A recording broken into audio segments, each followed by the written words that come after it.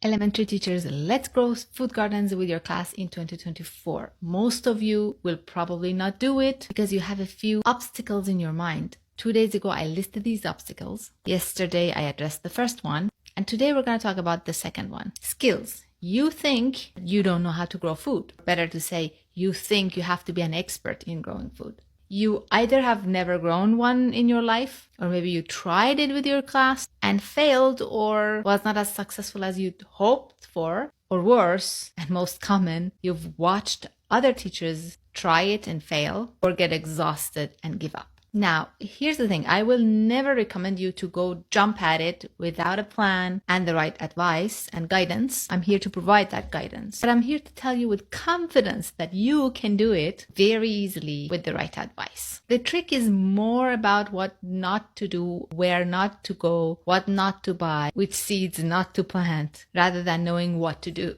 Essentially, what mistakes not to make. And I'm here to tell you that growing a garden with a class is much more about teaching than about gardening. And you're a teacher. And that's why I'm telling you you can do it. It's much easier than you think. And I'm here to tell you how to do it. So that is not a problem.